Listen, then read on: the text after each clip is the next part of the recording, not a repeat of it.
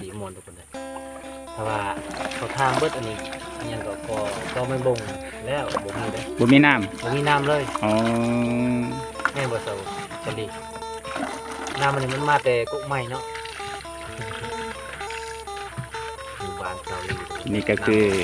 สาวมังกรตักน้ำบรรยากาศยามแรงๆสาวลีกับสาววง สมมติว่าคันเจ้าได้พัวนี่กับพัวบ่ได้ตักซอยเนาะคือหลายคนก็มีแต่มีหยังหลายไปตักอยู่กัน ผัวก็จนหลายจะเฮ็ดเวียกอย่างอื่น แม่ อ่า แต่ว่าคันลูกนี่ไปตักอีกเนาะลูกชายนี่ไปตักอีกเด้แต่ว่าพัวนี่แล้วบ่ได้ย่างไก่เลย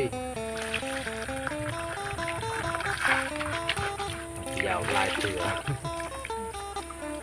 จิตเดินเราก็เดินกันเรา เดี๋ยวสิแล้วดูมีเล่นง่ายเลย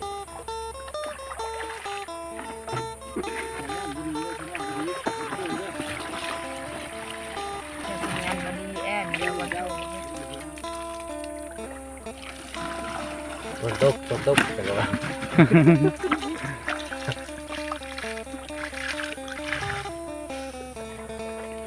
ตักน้ำบ่อจากธรรมศาสตร์แซ่บเย็นถาไปแช่ตู้เย็นนี่แซ่บอีดี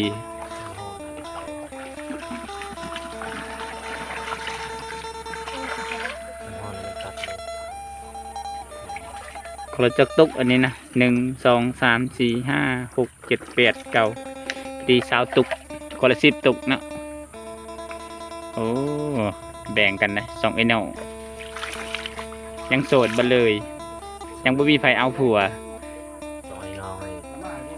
เอื้อยก็บ่ยอมเอา น้องก็บ่ยอมเอาโอ้บ่มีไผมักเนาะโอ้ เป็นคนมา มาเด้อผู้ใดอยากมาเป็นเคยมังกรสาวเคนนี่ค่าดองบ่แพงได้50 ล้านคำ5 บาท ตอนกลางคืนคนว่าโซดตลอด อื้อหือ ตัดไปกลางวันแล้วบ่ตอบเรียบร้อย ทำไปเดินละตะปูน เอาคุณน้องปัดเอาตัวใหม่ๆเนาะ อืม ตะปูนทำไม ปูเลยกะ ตะปูเลยจังอัน7อ๋อ7ก็คือตะปู ปูเก็ดจะประจำมังกรแล้วตัวเลยใครเคยอยู่บ้านมังกรก็อาจจะรู้ดีว่าบ้านมังกรนับจังได เอาทุกคนตอนนี้น้องก็ตักเป็นที่เรียบร้อยแล้วก็จะได้เก็บใส่กระเป๋าแล้วทุกคนน้องๆเพิ่นจะบ่ได้ห้ามได้มีแต่ใส่กระทงเอาเก็บใส่กระทงกระสอบก็คือกระสอบก็คือไปหยิบเอาเองบ่แม่นกระเจ้าขายได้ภูมิปัญญาของชาวบ้านเอากระสอบที่ให้มันเป็นประโยชน์ก็คือเอาไปเฮ็ดกระทงขายไปให้ไปชวน มันได้ล่างนี่ได้เนาะ หาหน่อไม้หักหน่อไม้ใส่ เอ้าก็สิเก็บเลย แล้วบัดนี้ เป็นฮัก ขลุย ฮักเป็นฮักเลยนี่ เท่า เป็นอะไร เท่าว่ะ แม่อยู่บ้านผมเนาะ ให้โทรมาเนาะ ใช้งานบริษัทไม่ได้ช่วย ชาลีจักตุกบัดนี้ชาลี7ปาตัวชนชาววงนี่สิปลายเนาะ เอานะแม่ชาวลี่ช่วยเอ้ยนะแม่ อืม เฮ็ดเอามาบ่วงกองจ้าน่ะเจ้าล่อรถมาเนี่ยคอยให้เจ้าอ๋องแต่เจ้าจักล่อเจ้าเฮ็ดเมื่อกี้นี่คอย นอนคนนึง ล้างแล้วไดเจ้าต้องอ่องได ได้ล่างใส่ บ่เจ้าจงแห้งไว้ขึ้นกกพร้าวจังหน่อยคอยอ่องก็ได้ค่ะเจ้าขึ้นกกพร้าวจังหน่อยบ่ใส่ขึ้นก็ได้กกพร้าวเจ้า2คนบ่ผู้ใดผู้หนึงแหละมื้อนี้น่ะ อ้าวเฮ็ดชาลีเฮ็ดบัดนี้ ชาวลี่ชาววงเจ้าเลือกโลดเจ้าจะให้ผู้ใดขึ้นกกพร้าวนี่2คนเขานี่ระหว่างบ่าวงกับบ่ใส่ อะไรก็ได้ ผู้ใดก็ได้เนาะ แสดงว่าเสื้อแดงนี่เก่ง กินแล้วเป็นอยู่ไปนะขึ้น อ่า ทาเก็บมาบอกทาเก็บมันล่น ได้น้องสิปอน นี่ ทาเก็บมะพร้าวชุกพอแห้งแล้วมันสิล่นนะ ได้มาหาเจ้าวงบอกเลยติดใจทำกลมกองนอนได้หรือ ปึ๊บนี่ นักบอก เรียบร้อย ต้องให้แกวิไลแล้ว ถามนักบอกว่าโบช่วยเลยจะถามนะวะลาชิว่าเลย แมนเรียบร้อยตอนนี้ดูมีแนวฮัดเนาะ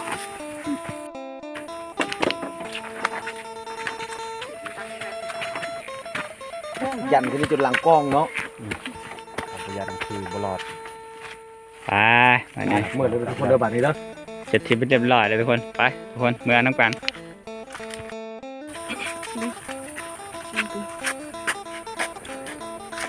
ตอนนี้น้องจะสอบน้องจะติดตามได้เลยทุกคนเลย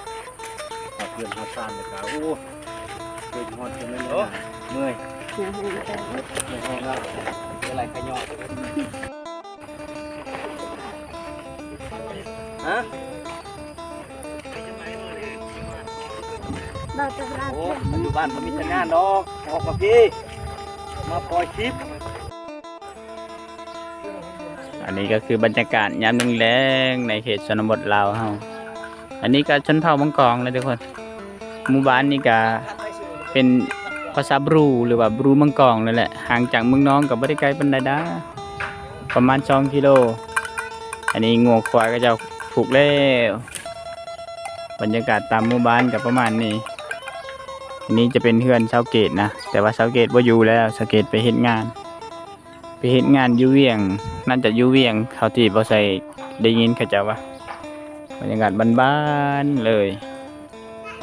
เขตนี้ยังเป็นธรรมชาติอยู่นะนี่ก็เจ้าก็จูขี้เหงื่อตามเดินเฮือนควันกลุ่มๆเลย ถ้าไหนใจเก็บมะพร้าวนะ เก็บมะพร้าวไปคันเก็บนะขึ้นนะย้อม ขึ้ นี่ นะ บ่วงนี่เคยขึ้นนะ นี่กินเฮงอะไรนะ เป็นตก ตกรถ ตกน้องครับ นี่ จะคือละ ตกกับเป็นหยังดอกกูสาวให้ขึ้นนะตัวได้กกตัวได้ไปเบิ่งด้วยบ่าวง มันก็พอสู้ มันก็บ่สูงปานใดดอกน้องบอกว่า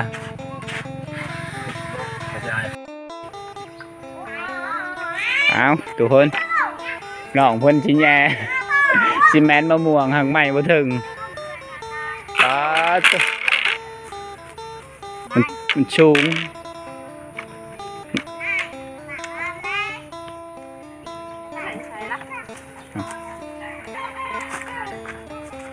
ก็น่าหนาตา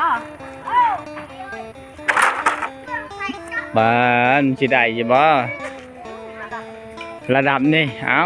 น้องเพิ่นมั่นใจขนาดน้องบอกว่าจะกินมะม่วงว่าเดี๋ยวน้องสิแมนให้ซะหักไปหาใหม่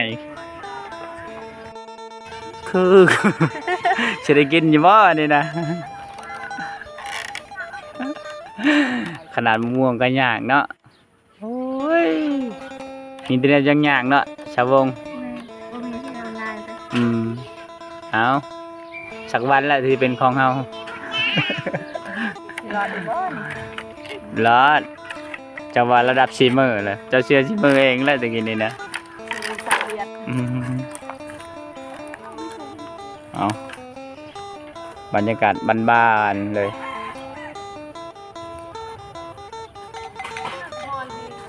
ฮอนแล้วไปดังไฟอูดอีก หนังสือลายเฮง นั่งตากแดดบ่เฮ็ดงานตากแดดบ่จึงมีสิวหลาย แบบบางทีก็ตากบางทีบ่ตากตามือได้มีลูกค้าลาย ก็สิว่ามึงใดเจ้าขายของนะ มันหันเบียดมันหันยัง หันใหญ่มึงใดหันใหญ่มึงหันใหญ่บ่ได้แหละ คือหันน้องคือหันยังสิ ติดหันเบาหลีเห็นบ่ นี่มันเด้ติดใจกับเฮ็ดหันเขาเสาบิดนี่มันนั่นแหละหันน้องมันอยู่ในๆกับ อยู่ในเลยบ่อ้ายบ่เห็นดอกบ่เคยเข้าตลาดจักเทื่อ หันนั้นไม่ได้ลูกค้ามาลายเต็ม เต็มบ่ เนี่ยค่ะจนบ่เห็น อ๋อขายแสดงว่าขายดีเนาะ อืม มื้อหนึงจักเท่าใดล้านแล้ว เขาได้ลาย 4-50ล้านไปแล้วเนาะ กวน กว่าบ่มื้อหนึงได้ หอด200 300 ป๊าดขายหยังแน่ขายหลายอย่างอ๋ออ้าว จ้า เห็นได้ออนได้เละอยู่นะเพิ่บ ถึกใจใครแน่ได้ถึกหัวก็คือถึกเล็กได้อ้าวแทนที่จะแหย่บัดเตี้ยวบิดเอา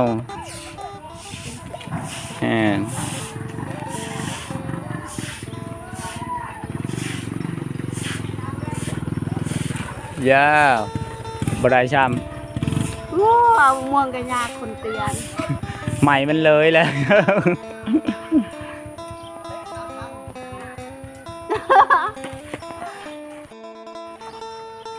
เดินไปสาวหามะม่วงกิน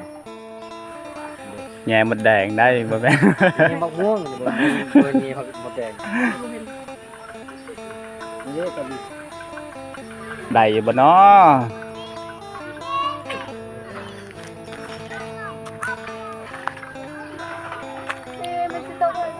สิตกเลย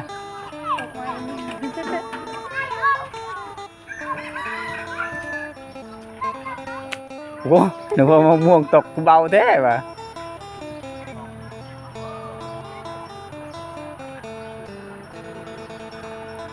ได้จังมากแล้วชาลีเอ้ยชาววง2-3 มากแล้วบ่วงนี่ขึ้นมะพร้าวพุ่นแล้วบ่วง ไปนะ เออ โอ้คุณทำหมกจอง มักจองบ่ได้แล้วมักจองนี่ผิดกฎหมายได้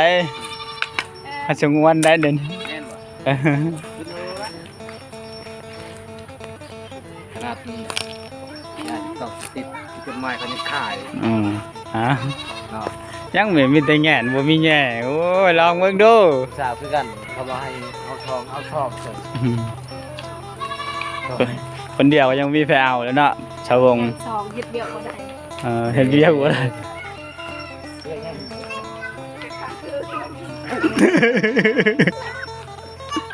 ถึกใจแล้วยิ้มไปเปยเชียว